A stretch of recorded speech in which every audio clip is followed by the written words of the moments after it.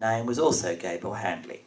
He was a clever man, constantly thinking of his child and ways to entertain him. They had a paper shop where they sold postcards. Gabriel heard of people who liked to collect postcards and looked up their names and addresses.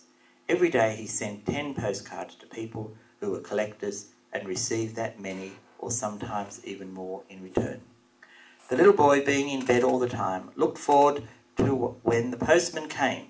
He would receive all these cards from different countries, sort them and look at them, and at least a little time was passing. Of course, the stamps were an extra bonus.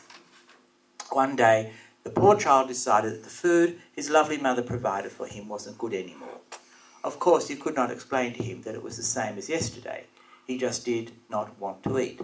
Luckily, in Sumeg, there was a family who was fond of the child. They had a much larger household, with a cook and a few maids. They arranged for one of their maids to bring a meal from their house, and so the maid arrived in her regular uniform, white apron, white cap, with the meal on a huge tray, and the little boy ate and ate with a good appetite.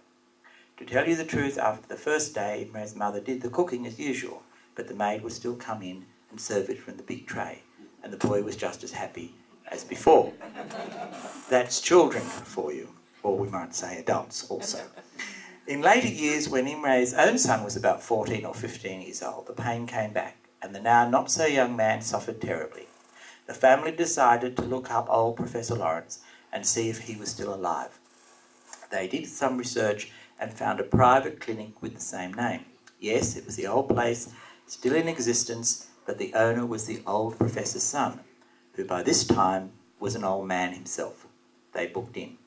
As the train came nearer to Vienna, Imre, who had been in great pain, was feeling better and better with every kilometre. As soon as they arrived in Vienna, he got rid of his